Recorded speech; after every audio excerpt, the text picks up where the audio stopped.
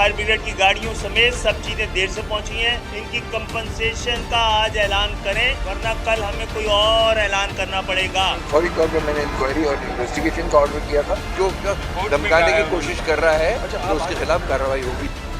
अस्सलाम वालेकुम नाज़रीन, आप देख रहे हैं power politics with Adil Abbasi. गुज़िश्ता रोज़ कराची में आयशा मंजिल पर वाक़े 6 मंजिला शॉपिंग मॉल में एक आग लग गई थी, जिसमें 5 लोग जाँ भाग, दर्जनों जख्मी और 300 लोगों को महफूज मकाम पर मुंतकिल करना पड़ा था। 2 हफ्तों के दौरान कराची में आग लगने का ये दूसरा बड़ा वाक़या है। इससे पहले 25 नवंबर को राशिद मिन्हास रोड पर वाक़े एक मॉल में आग लगने से 11 हलाकतें हुई थी। सवाल यह है कि क्या इन वाक़यात को हादसात करार देकर सरफ नज़र किया जा सकता है? दिलचस्प बात है कि इन 2 बड़े वाक़यात से पहले निगरान सूबाई वज़ीर सनत यूनुस ढागा ने दावा किया था कि कराची की 90% इमारतों में आग से बचाव का निज़ाम नहीं है।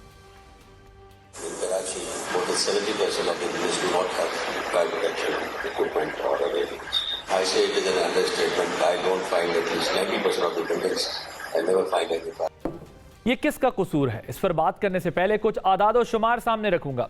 फायर ब्रिगेड डिपार्टमेंट की एक रिपोर्ट के मुताबिक कराची में 2020 में आग लगने के 2000 वाकयात हुए। 2021 में 2300, 2022 में 2081 और रवां साल अब तक 1600 से ज्यादा वाकयात हो चुके हैं। बहुत शोर शराबा हुआ, तहकीकाती टीमें बनी, दहशतगर्दी के मुकदमात कायम हुए, ऐसी रिपोर्ट्स जारी हुई जिनमें आइंदा ऐसे वाकयात की रोकथाम के लिए सिफारिशात पेश की गई। लेकिन हुआ क्या, इसकी हकीकत निगरान सूबाई वजीर सनत ने बता दी।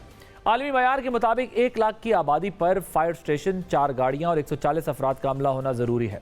इस लिहाज से कराची की 2 करोड़ आबादी के लिए कम अज़ कम 200 फायर स्टेशन, गाड़ियां और बहुत तवील तादाद में अमला चाहिए, जबकि कराची में सिर्फ 28 के करीब जो है वो फायर स्टेशन मौजूद है। ना तो ज़रूरी इक्विपमेंट है और ना ही दरकार अमला मौजूद है।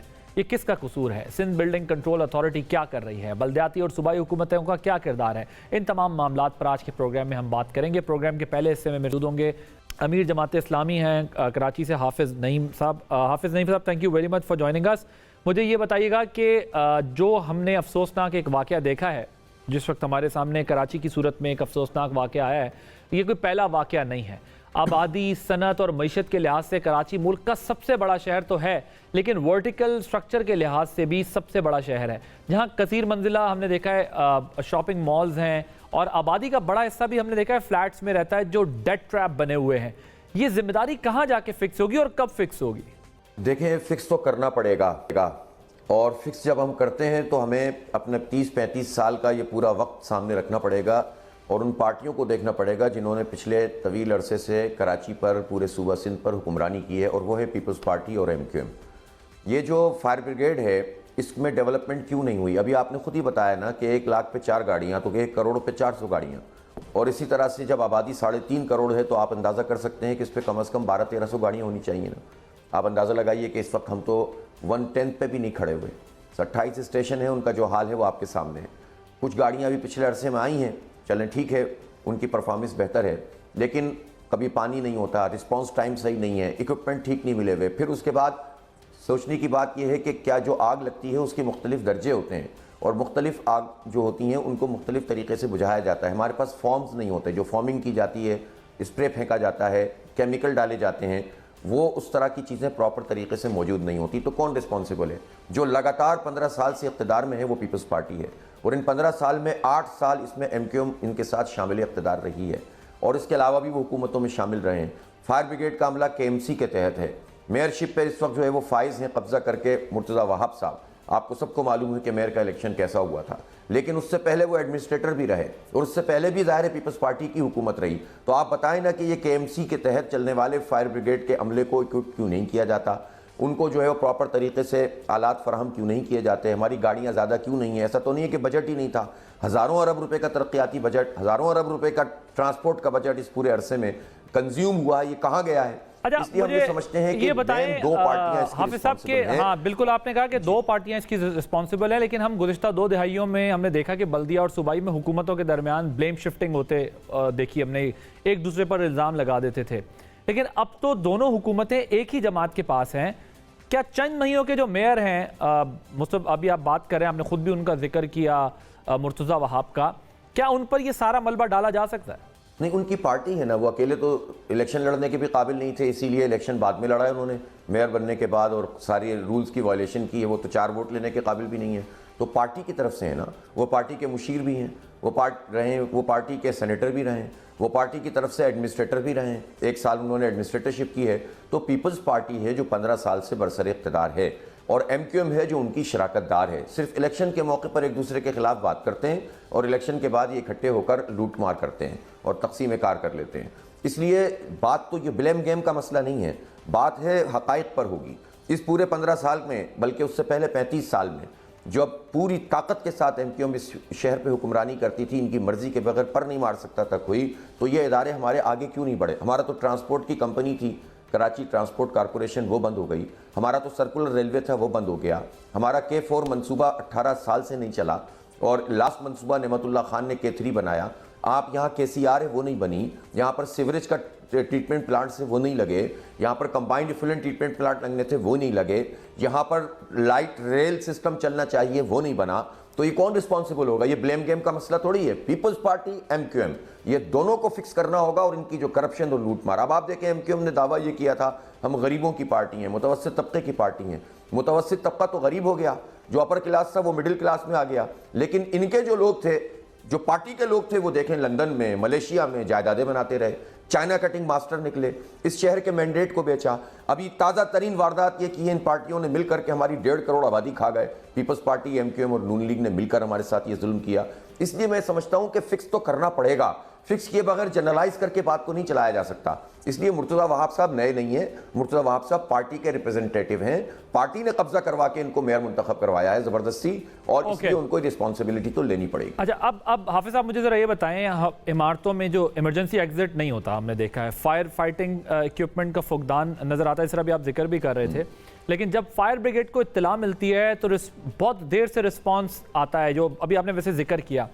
फायर ब्रिगेड की हालत यह है कि 3 करोड़ के शहर में बिल्डिंग कोड्स पर भी अमल दरामद कराने से में जो है वो सबसे बड़ी आपके ख्याल में रुकावट क्या है? हमने ये तो देख लिया, चले फायर ब्रिगेड्स की ये हालत है, स्लो रिस्पांस है, सारा कुछ। अब ये बिल्डिंग आज जैसे छोड़ दें, हम एक तरफ कर देते हैं कि जी फायर ब्रिगेड देर से आई, अच्छी आई नहीं है, पूरी है, ये किसने इम्प्लीमेंट करवाना है? बिल्डिंग कंट्रोल से रिलेटेड जो रूल्स एंड रेगुलेशंस हैं, वो तो आज आपको अभी भी पता हो, कई टाइम बॉम्ब्स हैं, वो इमारतें जिन पर आज उनकी मैनेजमेंट्स को कहा जा सकता है कि भाई इस पर इम्प्लीमेंट करें।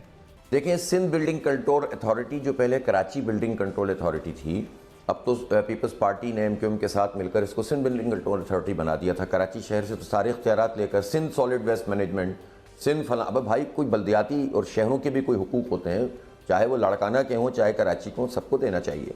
बहरहाल Sindh building control authority corruption का अड्डा है, और सिस्टम के नाम से यहाँ पर एक करप्शन का निज़ाम चलता है, और बाकायदा इसका नाम सिस्टम रखा हुआ। और ये मैं नहीं कह रहा, आर्मी चीफ साहब जनरल आसिम मुनीर साहब तशरीफ़ लाए थे आज से 2.5-3 महीने पहले। उन्होंने ये बात कही कि अब सिस्टम काम नहीं करेगा, हम इस पर हाथ डालेंगे। लेकिन मैं अब तक इंतज़ार कर रहा हूँ कि आर्मी चीफ साहब के कहने के बाद ये हाथ क्यों नहीं डल रहा, बल्कि मैं उल्टी बात देख रहा हूँ कि बाज़ इदारों के बाज़ लोग तो उसी सिस्टम के चलाने वालों को दोबारा मुसल्लत करने के लिए जोड़ तोड़ कर रहे हैं, पार्टियों में हवा भर रहे हैं, बाकायदा उनको मुसल्लत करने की कोशिश कर रहे हैं। अवाम का रिस्पांस नहीं आ रहा, फिर भी उनको ज़बरदस्ती उनको पैसे दिलवा के मुख्तलिफ ग्रुपों से उनके प्रोग्राम जलसे करवाए जा रहे हैं। तो मैं ये कह रहा हूँ कि ये ऐलानात से तो मसला हल नहीं होगा ना। बाजवा साहब भी ऐलान करके गए थे, लेकिन वही सब कुछ चलता रहा। और अब अगर जनरल आसिम मुनीर साहब ने भी ऐलान किया और सिस्टम काम कर रहा है, आप बताइए, बिल्कुल ठीक कहा यूनुस ढागा ने, 90% इमारतों में आग बुझाने के आलात मौजूद नहीं हैं। इन जो चले, मैं कहता हूँ जो इमारतें बन गई हैं, जो बन रही हैं इस वक्त, जो कंस्ट्रक्शन ज़ेर तामीर हैं और जो रेगुलर नहीं हैं, जिनकी ज़्यादा तामीरात हो रही हैं, उनको क्यों नहीं रोकते हैं? फिर जो इमारतें मौजूद है उसमें एग्जिट नहीं होता है। RJ प्लाजा में यही हुआ था, एग्जिट नहीं था मौजूद, जो इमरजेंसी एग्जिट होता है। तो फिर ये जो बिल्डिंग कोड है 2007 का और 2016 का, जिसमें फायर भी शामिल है, उस पर कौन अमल दरामद करवाएगा? अमल दरामद कराने वाला करप्शन का अड्डा हो और सारी हुकूमतें उसको सपोर्ट कर रही हों, और सबसे बड़ी ताकतवर आदमी भी कुछ कर नहीं सकता हो, तो फिर आप कहां जाएंगे? इसलिए बस हम एक ही बात कहते हैं कि ऐसे सारे लोग जो करप्शन चलाने वाले हैं, उनको दोबारा मुसल्लत ना करें अपने मफादात के लिए, उनको दोबारा जोड़ तोड़ करके हवा ना भरें। उस फटे हुए गुब्बारों में हवा भरेंगे, फेफड़े आपके खराब हो जाएंगे, इस कौम के खराब हो जाएंगे। लेकिन हम ये देखते हैं कि एक तरफ ऐलानात और इक़दामात उन्हीं करप्ट भत्ताखोरों, दहशतगर्दों, बोरीबंद लाशों का कारोबार करने वालों, गैंग वार चलाने वालों को दोबारा मुसल्लत किया जाता है। फिर कैसे कराची का मसला हल होगा? अच्छा हाफिज साहब, जितनी मेरी मालूमात है उसके मुताबिक तो मैं आपको बताऊं कि सिस्टम पे हाथ डला हुआ है और काफ़ी सख्त डला हुआ है और सिस्टम काफ़ी हिला हुआ भी है, काफ़ी सिस्टम रुका हुआ भी है। ये जो एडमिनिस्ट्रेटिव और गवर्नेंस से रिलेटेड चीज़ें, ये जाहिर सी बात है हुकूमत वक्त जो है इनकी ही जिम्मेदारी है, इनको करना है। ये कैसे करेंगे? मुझे ये बताएं कि मेयर कराची ने जो इमारतों के ऑडिट का वादा किया है, इस काम को बर वक्त मुकम्मल करने के लिए बतौर अपोजिशन लीडर बल्दिया आपकी क्या तजावीज़ होंगी? आप क्या कोशिश करेंगे कि ये इसको देखें? अपोजिशन का दुनिया में बड़ा किरदार होता है, वो मजबूर करती है हुकूमतों को कि वो उन पॉलिसीज़ पर अमल दरामद करे जिससे आवाम को रिलीफ मिले। उसमें आपकी तजावीज़ क्या और आप कैसे उसमें इन पर प्रेशर रख सकते हैं? देखें, सीधी बात यह है कि जो भी पॉजिटिव काम कोई भी करेगा, हमारा कोई बदतरीन सियासी मुखालिफ करेगा, लेकिन अगर वो पॉजिटिव काम करेगा तो हम उसमें रुकावट नहीं बनेंगे बल्कि ताउन करेंगे। ये बात तो बहुत वाज़ेह है। कब्जा करने वाले को काबिज कहा जाएगा लेकिन काम को नहीं रोका जाएगा। यह है हमारा उसूली तौर पर मौक़िफ़। लेकिन आप मुझे बताएं, ये मुर्तज़ा आप कैसे करेंगे? सबको लेकर कैसे चलेंगे? आज इन्होंने 5वें महीने में दूसरा इजलास बुलाया, पहला इजलास भी इसी तरह से किया बगैर एजेंडे के, और दूसरे इजलास में वादा किया था हमसे मीटिंगें की और वादा किया कि अब हम बजट पेश करेंगे, लेकिन उन्होंने बजट पेश नहीं किया और आज भी हंगामे की नज़र हो गया ये इजलास। तो आप मुझे ये बताइए कि आप बजट तक पेश नहीं कर रहे केएमसी की मुंतखब काउंसिल में, तो आप क्या ताउन करेंगे? और आप क्या वजह ये है कि क्या इलेक्शन आने वाले हैं इस वजह से नहीं कर रहे क्योंकि अपोजिशन भी उस बजट को यूटिलाइज करेगी? नहीं, देखें, पहली बात तो ये है कि जो बजट पेश करना ये काउंसिल का हक है। 15 जून को मेयर का इंतखाब हुआ, 19 जून को हलफ लिया, लेकिन बैक डेट में एडमिनिस्ट्रेटर के जरिए से बजट पास करा लिया गया, जबकि कोई इमरजेंसी नहीं थी। बजट तो 1 जुलाई से इंप्लीमेंट होना था। ये 20 जून को इजलास बुला लेते, 21 को बुला लेते, 25 को बुला लेते और वहाँ पर बजट पेश कर देते। इन्होंने ये काम नहीं किया। इसलिए नहीं किया कि हम जो डिमांड कर रहे हैं उस बजट में, वो ये कह रहे हैं कि नेमतुल्लाह खान साहब के ज़माने में फ़ी यूनियन कमेटी को सालाना उस वक्त 18-20 साल पहले 1 करोड़ रुपये मिले। 1 करोड़ मिलने के नतीजे में जो समझ लें आज के 4 करोड़ के बराबर हैं वो, उसके नतीजे में बहुत सारे ग्रास रूट लेवल के काम हो गए थे। अभी हमारा ये मुतालबा सिर्फ जमात इस्लामी की यूसीज के लिए तो नहीं है, ये तो पीपल्स पार्टी की यूसीज के लिए भी है, पीटीआई की यूसीज के लिए भी है, नून लीग की यूसीज के लिए भी है, लेकिन अपने ही लोगों को बाइख्तियार नहीं बना। उनको मालूम है जब ये बजट उनको पता है कि ज़ाहिर लोकल बॉडीज में जब वो बजट लगना शुरू होते हैं मकामी सतह पे, तो ये एक तासुर बनता है ना कि शायद उन पार्टीज ने भी कोई अपने इलाकों में काम किया, तो वो शायद एक बुनियाद उसकी ये हो सकती है कि शायद रोका जा रहा। मुझे बताइएगा कि कोई अपने इलाकों में कर ले भाई, हम तो अपने इलाकों में कर। अच्छा, मुझे ये बताएं, वोट ऑफ नो कॉन्फिडेंस जो है ये ऑप्शन भी ज़ेरे गौर है? नहीं, वो सारे ऑप्शन इस वक्त ज़ेरे गौर हैं। इस वक्त तो एक बड़ा सीरियस केस चल रहा है अदालत में जो थोड़ा पेंडिंग का शिकार था, और लास्ट हियरिंग में चीफ जस्टिस जो बने हैं उन्होंने ये बात कही कि अदालतें भी अपना रोल अदा नहीं करती और इतना डिले कर देती हैं कि मामला बिगड़ जाते हैं। और अब वो केस जिसमें इन्होंने कानून साजी की थी, 15 जनवरी को इलेक्शन हुआ और मेयर का इलेक्शन जून में हुआ, और दरमियान में मई में इन्होंने एक ऐसी कानून साजी की जो मेरिट पे बनती नहीं है, कानून के मुताबिक नहीं है, आइन के मुताबिक नहीं है, लेवल प्लेइंग फील्ड के मुताबिक नहीं है, और इनको ये मौका दिया गया कि ऊपर से आकर मेयर बन जाएं और बाद में इलेक्शन लड़ें। तो वो तो जो नोटिफिकेशन है मेयर का उसमें लिखा हुआ है कि हाफिज नईमुर रहमान की पिटीशन से उस पर फैसले से मशरूत है, तो वो इंशाल्लाह वो केस चलेगा। तो पहला मरहला तो यही है। दूसरा मरहला ये है कि हम अदम एतमाद के लिए भी बिल्कुल तैयारी है हमारी, हम मुनासिब वक्त और हालात देखते हुए इसके ऊपर एक्शन लेंगे। इसी से खौफ खाते हैं, इसीलिए इजलास नहीं बुलाते, भाग जाते हैं। Thank you so much. Hafiz Naeemur Rahman साहब हमारे साथ मौजूद थे। एक ब्रेक लेंगे, ब्रेक के बाद जब वापस आएंगे तो मुस्तफ़ा कमाल साहब मौजूद होंगे हमारे साथ, सीनियर रहनुमा पाकिस्तान मुस्लिम लीग नवाज़ के। हमने मुर्तज़ा वहाब साहब को, मेयर कराची जो है, उनको भी कांटेक्ट करने की कोशिश की है कि वो आकर अपना मौक़िफ़ दें सारी सूरत हाल पर, लेकिन उनकी तरफ से जो है वो अभी तक कोई जवाब नहीं मिला। एक ब्रेक के बाद मज़ीद बात हो।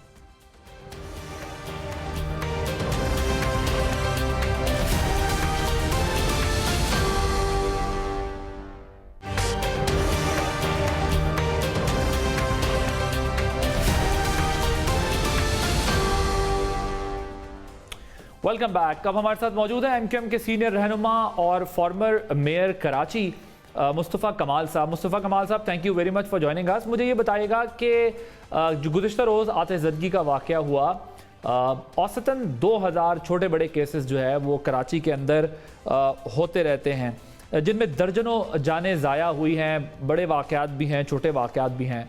हम देखते हैं सियासी बयानात भी आते हैं, ये सब कुछ हम देखते रहते हैं और इल्ज़ामात भी लगते रहते हैं। आप मेयर कराची रहे हैं, बहुत वाइब्रेंट मेयर थे कराची की तारीख़ के, मुझे बताइए जिम्मेदारी अब किस पर डालें, कौन जिम्मेदार है, या सिर्फ इल्जामात पर गुजारा किया जाए? नहीं, जिनके पास सूबाई हुकूमत है, जिनके पास शहरी हुकूमत है, वो ज़िम्मेदार होंगे। और हम इंडिया को तो ज़िम्मेदार नहीं करार दे सकते, को अमेरिका और इसराइल को तो ज़िम्मेदार करार नहीं दे सकते। भाई दो ही हुकूमतें हैं, सूबाई हुकूमत और लोकल गवर्नमेंट। लोकल गवर्नमेंट के अंडर में फायर डिपार्टमेंट आता है और प्रोविंशियल गवर्नमेंट उनकी सपोर्टिव है। 15 सालों से पीपल्स पार्टी की हुक्मरानी है। 2 साल ये जो मेयर साहब हैं यही एडमिनिस्ट्रेटर भी रहे हैं 2 साल से, अभी वो मेयर भी बन गए, तो 3 साल से ऑलमोस्ट वो शहर चला रहे हैं, देख रहे हैं।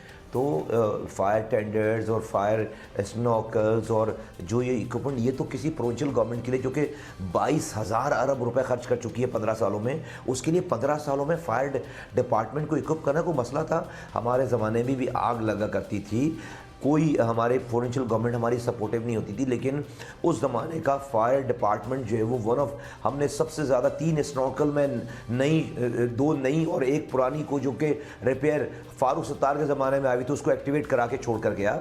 मैं 48 नई फायर टेंडर्स नहीं छोड़ कर गया, उसके बाद जो पुरानी थी उनको रिपेयर कराया, उसके बाद फिर वाइब्रेंट थे, जगह पे पहुंचते थे और सिस्टम उसका इस तरह का बनाया कि भाई हमने बड़े बड़े बाउजर्स खरीदे कि कभी इनको जो पानी की सप्लाई जब इनको रुकती है और 10 मिनट के लिए जाते हैं कहीं भरने, वापस आते उस वक्त तक आग बढ़ चुकी होती है। तो इन सारी चीज़ों के लिए हमने बहुत सारे इक्विपमेंट्स को ट्रेनिंग सिस्टम वो करवाया। फिर मैंने सिस्टर सिटी एग्रीमेंट साइन हुआ मेरा ह्यूस्टन से, वहाँ से हमने इक्विपमेंट मंगा के इनको दी, लेकिन आज तो कुछ नज़र ही नहीं आता। 15 सालों से पीपल्स पार्टी की हुक्मरानी है, हमारे जाने के बाद फायर डिपार्टमेंट तो कराची का और एक ही पार्टी का, वही उसी पार्टी का मेयर है, उसी पार्टी की सूबाई हुकूमत है, तो अभी तो कोई प्रॉब्लम होनी नहीं चाहिए। तो किसी और को इल्ज़ाम आप अमेरिका को या इसराइल को इल्ज़ाम थोड़ी ठहरा देंगे, जो लोकल गवर्नमेंट है और प्रोविंशियल गवर्नमेंट है जिनकी रही है उनको इल्ज़ाम देंगे। अच्छा मुस्तफ़ा कमाल साहब, फिर एक एतराज़ फिर ये भी उठता है ना कि प्रोविंशियल गवर्नमेंट में तो फिर MQM भी रही है, वफाकी गवर्नमेंट में भी रही है, कई दफ़ा जो है वो हुकूमत से निकलना, कई दफ़ा हुकूमत में आना। पीपल्स पार्टी तो फिर ये भी कहेगी कि MQM भी तो हमारे साथ शराकतदार थी, वफाक में भी रही और इधर भी। अब आप ज़ाहिर है क्या ये तमाम मलबा 3 साल के मेयर पे डाल सकते हैं, या फिर ये ओवरऑल जो है वो फेलियर हुआ है कराची जैसे बड़े शहर को समझने का तमाम जमातों की जानिब से? क्योंकि ये भी हमने देखा कि एक ज़माना था कि जब कराची के ऊपर थोड़ा सा फोकस था, फंड्स आ रहे थे, सब चीज़ें हो रही थी, लेकिन उसके बाद एक तवील अरसा ऐसा हुआ कि कराची में वो नहीं हुआ। MQM अपने आप को इससे डिटैच कर लेगी, क्योंकि आपके मेयर्स तो कई दफ़ा रहे हैं शहर के ऊपर। जब मैं आखिरी दफ़ा था शहर में, जब MQM का मेयर था, तो ये शहर दुनिया के 12 तेज़ी से तरक्की करने वाले शहरों में शामिल था। आज ये शहर पीपल्स पार्टी के 15 साल के दौर के बाद दुनिया के 4 इंसानों के रहने की ऑफिशियल रैंकिंग में 12वीं जगह। हमने किया है सारा काम, ये इन्होंने किया है। आज मेरे ज़माने में खबर आती थी कि गटर में गिरकर बच्चे गिर रहे हैं, मर रहे हैं, गटर के ढक्कन नहीं, ये आज दुनिया चांद पर जा रही है, ये गटर के ढक्कन नहीं लगा पा रहे। तो आप इतना विविड किस्म का, कॉन्स्पिक्यूअस किस्म का जो है वो करप्शन है यहाँ पर, और इतना जो है वो आम सिस्टम चल रहा है, इसके बावजूद भी अगर सब लोग इसकी FIR जो है ना वो बाय नेम नॉमिनेट करने के बजाय आप इसको बलवे का केस बनाएंगे कि भाई तुम भी शामिल हो, तुम भी शामिल हो, तुम भी शामिल हो। अच्छा नहीं कर रहे हम पाकिस्तान और पाकिस्तानियों के साथ। हम 2013-14 के बाद आज 2023 है, MQM पीपल्स पार्टी की हुकूमत का हिस्सा नहीं रही। हम PDM में PMLN की हुकूमत का हिस्सा थे, यहाँ पर हम अपोजिशन बेंचेस पे थे, सूबा सिंध में हम अपोजिशन बेंचेस पे थे। मैं आपको अर्ज कर रहा हूँ कि जो मेयर साहब हैं 2 सालों, इससे पहले मेयर बने हुए 1 साल हो गए और इससे पहले 2 सालों तक ये एडमिनिस्ट्रेटर रहे। जिस पार्टी के एडमिनिस्ट्रेटर हो उसी पार्टी की सिंध हुकूमत हो, कोई इंटरप्शन ना हो, आप मुझे सिंध हुकूमत दे दें 2 सालों के लिए, फिर आप मुझे सूली पर टांगें अगर जो है वो आपको प्रोग्रेस ना मिले। हम 5 सालों के लिए एक टेन्योर आए ना हमारे पास, तो हम लाड़काना में भी जो है वो पीपल्स पार्टी के इलेक्शन में ज़मानतें जब्त कर दें, इतना काम करें। जिनके पास 15 सालों से हुक्मरानी है वो आज जो है वो आग लग रही है और आग नहीं बुझा पा रहे, और हम फिर अभी सर ढूंढ रहे हैं कि किसका सर काटें। इस हवाले से आप हम पे भले इल्ज़ाम लगा लें, हमारा तो, हम तो रिसीविंग एंड पर हैं, यही तो रोना है। लेकिन पीपल्स पार्टी, अगर फैक्ट्स को आप देखेंगे, पीपल्स पार्टी के अलावा कोई और nobody else to be blame. Okay, तो मुस्तफा साहब मुझे ये बताइएगा कि आप अपने, जब आप, ज़ाहिर है इसमें कोई शक नहीं है कि जिस वक्त आप मेयर कराची थे, कराची बहुत बेहतर भी हुआ और कराची टॉप रैंकिंग में भी आया, लेकिन ऐसा कोई ब्लूप्रिंट और स्ट्रक्चर आप छोड़कर गए थे जिसके बाद जो मेयर आने थे वो अगर उस पर इम्प्लीमेंट करते तो कराची को वैसा ना सही लेकिन बहुत बेहतर कर सकते थे? तो आप समझते हैं बुनियादी तौर पर जो वो मेयर और सिंध हुकूमत की लड़ाई चलती थी सब बुनियादी वजह पीपल्स पार्टी ही है? आज तो हम ये देखते हैं कि जो मेयर कराची हैं वो तो गवर्नर सिंध का फ़ोन भी नहीं उठा रहे या उनका मैसेज का जवाब नहीं दे रहे, जो हम कल देख रहे थे रिपोर्ट हो रहा था। तो ये मसला फिर किस तरीके से जो है वो कराची का हल होगा? मैं जब कराची का मेयर था तो शीशे के कमरे में बैठकर ऑर्डर नहीं चलाता था। जब शहर सोता था तो मैं और मेरी टीम रातों को गलियों में जागते थे, बारिश में, आंधी में, तूफान में, गर्मी में, सर्दी में, और अपने सामने की 300 अरब रुपए खर्च हुए, 30,000 करोड़। आज मेरा दुश्मन भी मुझ पर 1 रुपए भी हराम कमाने, चोरी करने का इल्ज़ाम नहीं लगा सकता। 12 साल 13 साल हो गए, और लगाएगा तो साबित नहीं कर सकता। सारे मेरे मुखालफीन ओहदों पर बैठे में, एक मेरा शादी हॉल इस शहर में निकाल के दिखाओ, एक मेरा पेट्रोल पंप इस शहर में निकाल के दिखाओ, एक मेरी कोई 2 गज की जमीन इस शहर में निकाल के दिखाओ। जब आप हराम कमाने के लिए घर से निकलेंगे और शाम में हराम कमा कर आएंगे तो इससे ज्यादा भी पावर आपके पास हो जाएगी, आप इस शहर का और ज्यादा बेड़ा गर्क करेंगे। तो किसी के दिमाग में अगर ये गुमान है कि सिर्फ कोई पैसे आते थे उससे शहर बन गया, नहीं, ऐसा नहीं है जनाब। पैसे से सिर्फ शहर नहीं बनता, किरदार से, डेडिकेशन ऑफ ड्यू डिलिजेंस से, डेलीगेशन से, ऑनेस्टी से और काम के तरीके का। बिल्कुल मैं अपना फुटप्रिंट छोड़ कर गया, और वो ये था कि ईमानदारी से काम करते। मुझसे ज़्यादा ईमानदार होते, मेरे कामों को भुला देते, रोडों पर खड़े होकर नज़र आते, ब्रीफिंग पावर पॉइंट प्रेजेंटेशन लेने के बजाय जाते, साइट पे जाते, रोज़ाना विजिट करते, प्रोजेक्ट्स के ऊपर जो है वो फॉलोअप करते। इसीलिए आपने अगली जो बात की कि भाई नहीं होगा, आगे जो जिस खदशे का आप इज़हार करेंगे शायद नहीं होगा, इसीलिए अब एमक्यूएम ने इस पाकिस्तान को बचाने और चलाने के लिए आब हयात पेश कर दिया है। आब हयात, इस आब हयात को पीना पड़ेगा, जब जाकर जो है वो ज़िंदगी मिलेगी पाकिस्तान को। और पाकिस्तानियों को हमने पाकिस्तान आज़ाद कराया था, अब पाकिस्तानियों को आज़ाद कराना। और क्यों, कैसे? हम 3 आइनी तरमीम चाहते हैं। वज़ीर आज़म वज़ीर आला की तरह लोकल गवर्नमेंट के महकमे आइन में लिख दो, वज़ीर NFCA वोट की तरह, जहाँ से आप NFCA वोट देते हो, आप तमाम पाकिस्तान के डिस्ट्रिक्ट का जो है वो वहीं से शेयर, जो है वो डिस्ट्रिक्ट का शेयर वहीं से NFC से निकाल कर आप डिस्ट्रिक्ट को डायरेक्ट दे दो वफाक से। और तीसरी बात, जब तक मुल्क में इलेक्टेड लोकल गवर्नमेंट ना हो उस वक्त तक मुल्क में MPAs और MNAs के इलेक्शन नहीं होने चाहिए। हम पाकिस्तान की गली कूचों में इख्तियारात और वसाइल वज़ीर आला हाउस से निकाल कर हम गली कूचों में लेकर जाना चाहते हैं, लोगों को हक़ हुक्मरानी देना चाहते हैं, और यही हमारा एजेंडा है। मुस्तफा भाई, मुझे ये बताइएगा कि क्या आप लोग समझते हैं कि 8 फरवरी को इलेक्शन नहीं होने चाहिए, पहले ये मसला हल होना चाहिए, उसके बाद इंतखाबात होने चाहिए? नहीं, इसको मिस परसीव कर ली गई इस वाली बात को। हम कह रहे हैं कि आने वाली असेंबली ये आइनी तरमीम पास करे। अभी की बात नहीं कर रहे, अभी तो बिल्कुल 1 घंटे में डिले नहीं हो।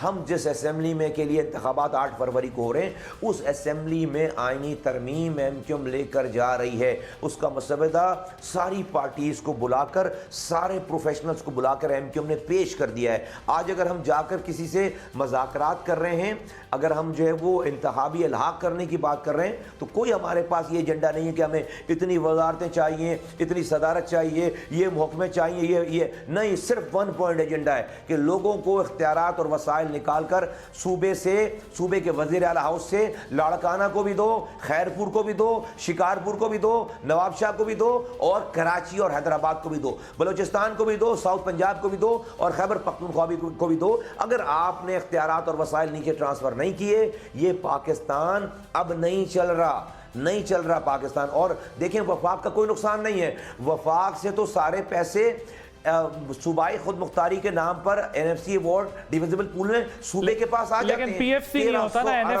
NFC की तो डिमांड करते हैं साल भर में। NFC की तो डिमांड की जाती है कि ये कट नहीं लग सकता, ये रिवर्स नहीं हो सकता, ये बढ़ सकता है, लेकिन PFC की बात नहीं करते कि जो सूबे का वार्ड है वो जो है क्यों जो है वो नहीं होता। मैं यही तो सोल्यूशन दे रहा हूं कि NFCA वोट लेकर 1000 अरब रुपए डिविजिबल पूल में NFCA वोट लेकर सूबा जो है वो खुद मुख्तार हो गया। पता ये चला कि सूबाई खुद मुख्तारी से मुल्क नहीं बढ़ रहा आगे, मुल्क तबाह बर्बाद हो गया 8 फरवरी तरमीम के बाद। सूबाई खुद मुख्तारी सोल्यूशन नहीं है मजबूत पाकिस्तान का। जिले ही खुद मुख्तारी सोल्यूशन है, जिलों को खुद मुख्तार करें। सूबाई खुद मुख्तार का नारा पिट गया, जिले खुद मुख्तार होंगे, पाकिस्तान मजबूत हो जाएगा। Thank you so much. Mustafa कमाल साहब, फॉर्मर मेयर कराची, हमारे साथ मौजूद थे और बता रहे थे कि मसला फंड्स का नहीं है, मसला विल का है, कमिटमेंट का है। अगर कमिटमेंट हो तो इन मसलों से निपटा जा सकता है। एम्पावर्ड करना होगा मेयर को और डिस्ट्रिक्ट लेवल पर जो है वो फंड्स का होना ज़रूरी है ताकि डेवलपमेंट्स हो सके। एक ब्रेक लेंगे, ब्रेक के बाद जब वापस आएंगे तो हमारे साथ मौजूद होंगे पाकिस्तान तहरीक इंसाफ के बानी रुकन अकबर एस बाबर साहब। उनसे ज़रा बात करेंगे आफ्टर दिस ब्रेक।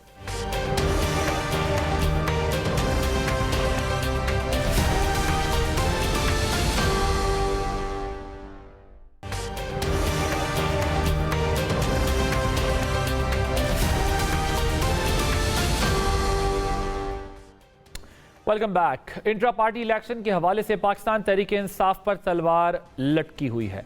बल्ले का निशान हासिल करने और कानूनी पेचीदगियों से बचने के लिए अगरचे पीटीआई के बानी चेयरमैन ओहदे से दस्तबरदार हो गए थे, बैरिस्टर गौर खान को नया चेयरमैन भी मुंतखब किया गया, लेकिन इस तमाम अमल को बानी रुकन अकबर एस बाबर और कुछ दीगर अरकान ने इलेक्शन कमीशन में चैलेंज किया, जहां कल इसकी समाअत होनी है। बड़ा सवाल यह है कि क्या पीटीआई को बल्ले का निशान मिलेगा? इसका इन्हिसार इलेक्शन में दायर दरख्वास्तों के फैसले से जुड़ा हुआ है। इन दरख्वास्तों में मौक़िफ़ इख्तियार किया गया है कि पीटीआई इंट्रा पार्टी इलेक्शन दिखावा और धोखा था, जिसमें पार्टी अरकान को वोट देने से महरूम रखा गया। इंट्रा पार्टी इलेक्शन के शेड्यूल और तरीक़ाकार से आगाह भी नहीं किया गया। इस्तदा की गई है कि इंट्रा पार्टी इलेक्शन कलअदम करार दिए जाएं और शफाफ इलेक्शन का हुक्म जारी किया जाए। दिलचस्प बात है कि गुज़िश्ता मंगल को इलेक्शन कमीशन ने चेयरमैन पीटीआई की नाअहली से मुताल्लिक केस का फैसला महफूज किया था और उसी दिन अकबर एस बाबर ने बाज़ाब्ता तौर पर दरख्वास्त दायर की। क्या ये महज इत्तफाक था? इस इशू पर बात करने के लिए हमारे साथ मौजूद हैं एस बाबर साहब, बानी रहनुमा हैं तहरीक इंसाफ के। Sir, thank you very much for giving your precious time. ज़रा मुझे ये बताइएगा, ये कुछ सवालात ये उठाए जा रहे हैं कि आपको पीटीआई के खिलाफ इस्तेमाल किया जा रहा है ताकि उनको बल्ले का निशान जो है वो ना मिल सके, वरना दूसरी जमातों में भी वो कहते हैं कि ऐसी नामजदगियां चलती रहती हैं। हमारे यहाँ इंट्रा पार्टी इलेक्शन या पार्टी के अंदर जो इलेक्शन है वो बिल्कुल इसी तरह होते हैं। What is your take on? जी, बिस्मिल्लाह रहमान रहीम। देखिए, हर मरहले में जब आप सच्चाई के लिए खड़े होते हैं, एक अलम उठाते हैं, तो कोई ना कोई मुख्तलिफ अंदाज का इल्ज़ाम तो लगता है। जब मैंने फॉरेन फंडिंग केस किया 2014 में, उस वक्त एक तरह का इल्ज़ाम लगता था। जब पानामा का केस आया तो उन्होंने कहा ये पानामा के लिए, फिर उन्होंने कहा जी ये किसी के इशारे पे चल रहे हैं। फिर 3.5 साल जब पीटीआई की हुकूमत थी और वो 1 पेज डॉक्ट्रिन थी, तो सारा तो बर्दाश्त मैंने किया, लेकिन खामोशी से हर किस्म की मैंने मुझ पे प्रेशर भी डाले गए, मुझे जाली मुकदमात भी बनाए गए, कत्ल की धमकियां भी मिली वगैरह वगैरह। तो ये मुख्तलिफ मरहलों में मुख्तलिफ इल्ज़ामात तो लगते रहते हैं। और लेकिन जो सोचने की बात है वो ये है कि मेरा कभी भी ये मकसद नहीं था कि पार्टी के जो चेयरमैन हैं जो थे, अब तो वो वैसे भी इस वक्त ओहदे तमाम मेरे नज़दीक गैर कानूनी है और एक वॉइड है।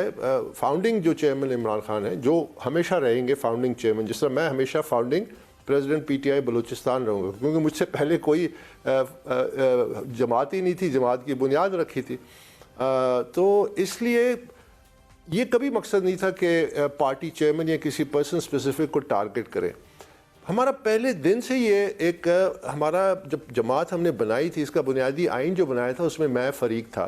कोई 10-11 लोगों की कमेटी थी, उसमें मैं भी था, मिराज मोहम्मद खान भी थे, हामिद खान साहब भी थे और फौजिया कसूरी थी, सईदुल्लाह खान न्याजी थे, आरिफ अलवी थे, इस किस्म के थोड़े लोग थे। हमने एक जमहूरी आइन तश्कील दिया था, जिस आइन का मकसद था कि ये पार्टी में बादशाहत नहीं होगी, पार्टी में जो चेयरमैन होगा वो सिर्फ 2 टर्म्स के लिए होगा, वो भी 3-3 साल के। फिर खैर उनकी मुद्दत बढ़ा दी गई, लेकिन जो पहला जेन्युइन इलेक्शन हुआ वो 2012 ये से जो आपने कहा ये टर्म बढ़ा दी गई उनकी, ये क्या ये कॉन्स्टिट्यूशनल था कि उनकी 2 दफ़ा के दफ़ा आपने कहा 2 से ज़्यादा कोई पार्टी चेयरमैन नहीं रहेगा और ये टर्म आपने कहा बढ़ा दी गई, तो ये फिर कॉन्स्टिट्यूशनल तरीके से किया गया था? नहीं, 3 ईयर की टर्म को 4 साल किया, फिर 4 साल के बाद अब 5 साल कर दिया, क्योंकि अब उस आइन में इतनी तरामीम हुई। अगर आप इलेक्शन कमीशन का फैसला पढ़िए तो उसमें आपको नज़र आएगा कि गैर कानूनी तौर पे आइन में तरामीम भी की गई हैं।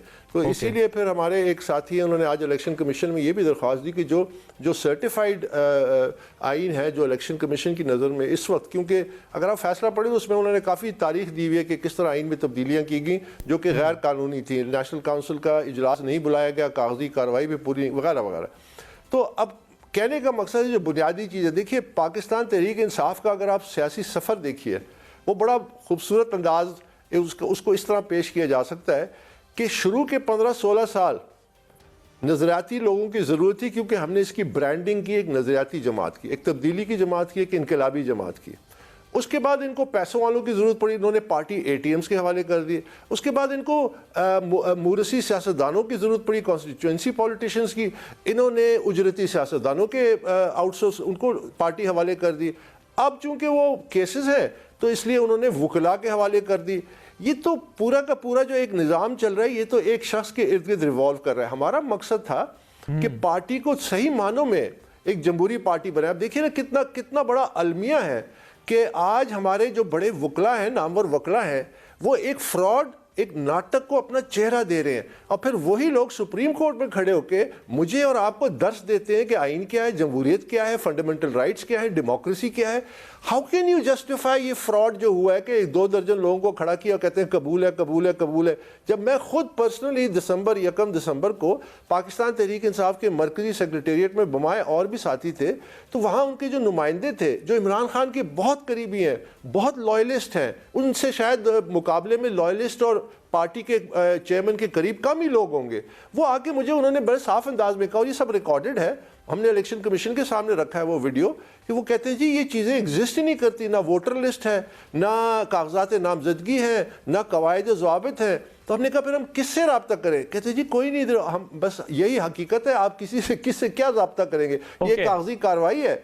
तो देखिए हमने और इसीलिए इम्पोर्टेंट पॉइंट हमने अपनी दरख्वास्त में, कुछ लोग ये कह रहे हैं कि जी ये बल्ले का निशान लेना चाहते हैं, हम बल्ले का निशान बचाना चाहते हैं। बाय द वे बल्ले का निशान मेरी भी कोशिशों से मिला था, मैंने भी इलेक्शन कमीशन में अगस्त 2002 में वो दरख्वास्त दी थी जिसका रिकॉर्ड मौजूद है, दस्तावेजी सबूत हैं और तस्वीरें मौजूद हैं, कि मैंने जाके कहा था पार्टी की तरफ से कि आप हमें बल्ला दीजिए। पहले हमारा चिराग होता था और इमरान खान को हमने कन्विंस किया था, और कुछ लोगों ने बड़ी मुखालफत थी। मैंने कहा आप एक क्रिकेटिंग लेजेंड है, हमारे लिए ब्रांडिंग आसान होगी, तो बल्ले का निशान होना चाहिए। तो हम बल्ले का निशान बचाने के लिए निकले। वो कैसे? वो इसलिए कि जब इलेक्शन कमीशन का फैसला आया तो उसमें बड़े क्लियरली लिख दिया गया कि देखिए आपने शफाफ इलेक्शन नहीं कराया, आपको 1.5-2 साल का मौका था, अब अगर आपने नहीं कराया तो ये बल्ला ले लिया जाएगा। तो जो नाटक इन्होंने रचाया वो तो सबको नजर आता है कि कोई भी उसको तस्लीम नहीं करेगा as a transparent inter party election. हमने कहा नहीं, इनको एक और मौका बताइएगा कि क्या इस दफा मॉनिटर्स अपॉइंट करें।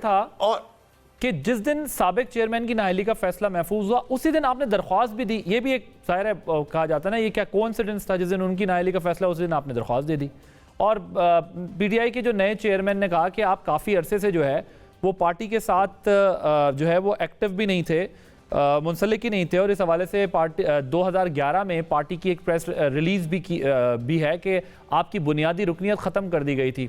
तो इस तनाजुर में PTI के जो हल्के हैं वो ये एतराज़ उठा रहे हैं कि आपकी बोनाफाइडी है कि इंट्रा पार्टी इलेक्शन को चैलेंज कर सकें, आप कर नहीं सकते क्योंकि आपकी बुनियादी। आपने खैर इस पर काफ़ी दफ़ा पहले भी बात की है, लेकिन मैं ज़रा डेट्स के ऊपर ज़्यादा वो है कि वो कहते हैं जिस दिन डिस्क्वालीफाई उस दिन दरख्वास्त गई है। देखिए ये भी एक अलमिया है कि हमारे काले कोर्ट के कुछ लोग जो इस वक्त PTI को कंट्रोल कर रहे हैं, वो अदालत में जाके उनका रोल होता है टू असिस्ट द जजेस कि वो एक राइट करेक्ट लीगल फैसला कर सके। ये इनकी जिम्मेदारी है, और वो हमेशा कानून और कायदे का लिहाज रखते हैं। ये कैसे वकील हैं जो इलेक्शन कमीशन का तहरीरी फैसला मई 2017 का, जो जुलाई 2018 का सिंगल बेंच मोहसिन अख्तर कियानी साहब उनके ऑनरेबल जज जो है उनका फैसला तहरीरी, उसके बाद डबल बेंच जस्टिस अतर मनिल्ला और एक और जज साहब उनका फैसला कि जी अकबर बाबर मेंबर है। अब मुझे बताइए कि मैं कोई बरतानिया की अदालत का दरवाज़ा खटखटाऊं कि मैं मेंबर हूं? जब मेरे हक में ये तमाम फैसले आए, ये फिर भी टीवी के, ये तो ओपन कंटेम्प्ट ऑफ कोर्ट है। इसका तो नोटिस लेना चाहिए कि आप किस बुनियाद पर ये बात करते हैं। और हमारी मीडिया को भी चाहिए कि जब एक चीज़, हाँ अगर मैं आपको ये डॉक्यूमेंट्स ना प्रोवाइड कर सका तो फिर आप ज़रूर इसको हमेशा क्वेश्चन मार्क पर रखिए। लेकिन ये बारहा ये डॉक्यूमेंट्स दिए जा चुके हैं कि I am a member of Pakistan Tehreek Insaf. जहाँ तक डेट का ताल्लुक है, इट्स अ प्योर कोइंसिडेंस, बल्कि मेरा इरादा था कि 1-2 दिन और लूँ इसकी तैयारी में, लेकिन चूंकि इन्होंने बहुत जल्दी में अपने इलेक्शन जो ये फ्रॉड हुआ इसके कागजात भी जमा करा दिए और फिर साथ इन्होंने करारदादे भी पास कर दी कि जल्दी अनाउंस करें और जल्दी फैसला करें, तो उसमें फिर हमने थोड़ा सा अपने स्केड्यूल को आगे किया और हमने फिर ये जमा करा दिए 5 तारीख को। और जो मैं कहना चाह रहा था उसमें हमारी जो शिकायत है उसमें एक बड़ा अहम पहलू है। हमने ना सिर्फ ये कहा है कि इनको एक और मौका दें और इंडिपेंडेंट मॉनिटर्स लगाएं, बल्कि हमने ये भी कहा है कि it is time that this charade and this rigged intra party election must come to an end. All major political parties must be scrutinized vigorously under the intra-party election laws। तो हम कह रहे हैं कि देखिए, वो इसलिए क्यों कह रहा हूँ, देखिए ये बड़ा इंपॉर्टेंट है। आप मीडिया के यूर एंकर, आपकी वजह से डिस्कशन में आप ओपिनियन मेकर्स में आ जाते हैं। प्लीज़ इसको समझिए, ये कोई पर्सनल स्ट्रगल नहीं है, ये कोई पर्सनल वेंडेटा नहीं है। ये इंस्टीट्यूशनलाइजेशन ऑफ डेमोक्रेसी कैसे होगी? कब हमारे पास एक नर्सरीज बनेंगी सियासी जमातें जो आपको क्रेडिबल, कॉम्पिटेंट, क्या आप जैसे लोग या और अच्छे काबिल पढ़े लिखे लोग क्या पाकिस्तानी सियासत में कोई मकाम हासिल कर सकते हैं? क्या उनके पास कोई इंस्टीट्यूशनलाइज रास्ता है? वो इधर से दुनिया के दूसरे मुल्कों में जाके उनकी इकोनॉमीज को चला रहे। एक ही तरीका है कि सियासी जमातों को जमहूरी इदारा बनाए, जिस तरह बरतानिया में होता है। एक पाकिस्तानी नजाद, वो mayor of London, London is the joule of Europe, वो कैसे बन गया? अपनी पार्टी से मेरिट पे ऊपर आया। जो प्रेजेंट प्राइम मिनिस्टर है वो इंडियन आजाद है, वो कैसे बन गए? वो अपनी पार्टी से नीचे से ऊपर आए। बिल्कुल फॉरेन ओरिजिन के लोग। हमारे यहाँ तो अपने मुल्क के टैलेंट, और उसको याद रखिए, डेंग सियाओपिंग ने जो रेवोल्यूशन लाया चाइना में, उसने क्या किया? उसने कम्युनिस्ट पार्टी को सिर्फ एक उसमें बुनियादी तब्दीली लाई, वो मेरिट ले आया, इंस्टीट्यूशनलाइज्ड मेरिट। कि मेरिट पार्टी में आएगा, जब कॉम्पिटेंट लोग आएंगे वो निज़ाम को चलाएंगे। एक मार्केट इकोनॉमी का फलसफा था कि सिर्फ वही चल सकती है। ये स्टेट स्पॉन्सर्ड इकोनॉमी एक सुपर पावर बनने जा रही है। क्यों? उसमें मेरिट है। हम इस सिस्टम में मेरिट लाना चाहते हैं। और मेरी आप सबसे रिक्वेस्ट है, आप जैसे नौजवान जो मीडिया में बैठे जी, मेरा कंसीडर्ड ओपिनियन है इस मामले में कि जिस दिन हम, बेशक ये इंट्रा पार्टी इलेक्शन का ड्रामा तमाम जमातें सारी जिंदगी लगा के रखें, चाहे पीछे 40 साल लगा के रखा हो, मेरा कंसीडर्ड ओपिनियन है कि अगर पार्टीज के अंदर डेमोक्रेसी नहीं आई तो मुल्क में कभी भी नहीं आएगी। क्योंकि वही बिहेवियर जाके फेडरल में या प्रोविंशियल लेवल पे या गवर्नमेंट्स में जाके रिफ्लेक्ट करता है, और उसी की वजह से हमारी गवर्नेंस जो है वो क्वेश्चन रहती है। क्योंकि वहाँ पर भी आप इलेक्टेड लोगों को भी फिर पीछे कर देते हैं, वहाँ पर आप अपने एडवाइजर्स ऐसे ले लेते हैं जिनके जरिए आप पूरी हुकूमत चलाने की कोशिश करते हैं। ये मैं that I agree with you कि जहां हम एक तरफ मुल्क में जमहूरियत चाहते हैं, लेकिन जमातों के अंदर हम जमहूरियत नहीं चाहते, क्योंकि हम शख्सियत पसंदी के गिर्द हमारी सियासत घूमती है और अभी तक घूम रही है अनफॉर्चुनेटली। मुझे एक ज़रा ये चीज़ भी समझनी है कि आप 15 दिसंबर की आप बात, 15 दिसंबर से पहले इलेक्शन कमीशन ने इंतखाबी शेड्यूल का ऐलान करना है। अगर कल आपकी दरख्वास्त पर intra party election strike down हो जाता है तो फिर बल्ले का निशान बचेगा या वापस ले लिया जाएगा? क्योंकि इतने कम वक्त में तो फिर दोबारा इलेक्शन मुमकिन भी नहीं होंगे। ये वो सवालिया निशान है कि कल तो जो हमें नोटिस मिला है उसमें लिखा है प्रिलिमिनरी हियरिंग, तो क्या वो कल इसको कंक्लूड करेंगे या उसके बाद कुछ दिनों में इसको मज़ीद आगे बढ़ाएंगे और फिर फैसला सुनाएंगे, तो वो मैं कुछ कह नहीं सकता। लेकिन हमारी इस्तदा ये है कि ये जो बुनियादी जमहूरियत का तकाजा है, जिसकी आई एम सो ग्लैड कि आप जैसे लोगों ने इस चीज़ को इंडोर्स किया, because this is the only way, this is the only democratic revolution that हमारी कौम इज़ वेटिंग फॉर। कि अब ये जो एक और जो मिथ है इसको भी हमने तोड़ना है, आपने तोड़ना है। ये जो आपने कहा ना कि शख्सियत के इर्द गिर्द, देखिए, और ये बड़ा, अभी मैं एक चैनल पर था तो मुझे उन्होंने बाकायदा बता दिया कि जी इधर तो ये हाल है, इस तरह वोट पड़ेंगे, ये पड़ेंगे। तो मैंने कहा आप इंतखाबी नताइज का भी ऐलान भी कर दें, अब क्यों ये इतना खर्चा करते हैं? मैं नेल्सन मंडेला की मिसाल देता हूँ। 27 साल बाद वो निकला, सारा का सारा वोट बैंक उसका था, उसकी पर्सनैलिटी से जुड़ा हुआ था। नेल्सन मंडेला और अफ्रीकन वोट जो था वो एक था। वो आया, 4 साल का ट्रांजिशन लिया। अपार्थाइड ने जिसमें उसमें जुल्म किया उसने फिर भी बदला नहीं लिया, उसने इंतशार की सियासत की, उसने जमहूरी रास्ता अपनाया। जब इलेक्ट हो गया, प्रेसिडेंट बना, चेयरमैन ANC बना, एक टर्म के बाद 1 साल पहले उसने कहा आई एम गोइंग। अब उसने ट्रांजिशन में क्या किया, वोट बैंक अपना ट्रांसफर कर दिया अपनी जमात को, फिर जमात ने नई लीडरशिप का इंतखाब किया। यहाँ ये मिथ्स बनाई जाती हैं कि जी वोट तो सिर्फ उसका है, वोट तो सिर्फ उसका है, वोट तो सिर्फ इसका है। इस मिथ से निकलने का भी यही तरीका है। यही तरीके से हम निकलेंगे और ये कौम को आज़ादी दे, ये बड़ा इंपॉर्टेंट है। ठीक है, thank you so much. Akbar S Babar साहब हमारे साथ मौजूद थे। कह रहे हैं कि अगर पार्टीज़ के अंदर ही डेमोक्रेसी नहीं आएगी, जिस काम के लिए हमने थर्ड फोर्स बनाई थी वो भी सिर्फ और सिर्फ इलेक्टेबल्स के गिर्द घूमती रही, मालदार लोगों के गिर्द घूमती रही, और अब जो है वो वकला के हवाले पार्टी कर दी गई है सिर्फ और सिर्फ अपनी चेयरमैनशिप बचाने के लिए या अपना इख्तियार बचाने के लिए। यहाँ जमहूरियत नहीं आएगी अगर जमातों के अंदर जमहूरियत ना हुई। और ये काफ़ी हद तक बात दुरुस्त है कि डेमोक्रेसी तलाश तो की जा रही है हमारी जमातों की जानिब से, लेकिन ख़ुद डेमोक्रेसी पे बिलीव उस तरीके का नहीं है। एक ब्रेक लेंगे, ब्रेक के बाद जब वापस आएंगे तो कुछ भारत की सूरत हाल पर बात करेंगे कि भारत ने जो है वो क्या नया शोशा छोड़ा है। इस पर बात होगी आफ्टर दिस ब्रेक।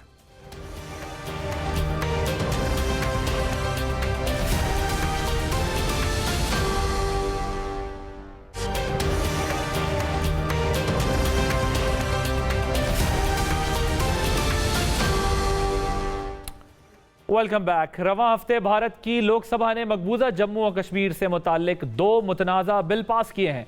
इस दौरान होम मिनिस्टर अमित शाह ने सेक्युलर इंडिया के बानी और साबिक वज़ीर आज़म जवाहरलाल नेहरू को तनकीद का निशाना बनाते हुए कहा कि आर्टिकल 370 को आइन का हिस्सा बनाना गलती नहीं बल्कि एक ब्लंडर था जिसका खमियाजा कश्मीर को भुगतना पड़ा। होम मिनिस्टर के इस बयान पर कांग्रेस अरकान ने एहतजाजन असम्बली से वॉकआउट किया।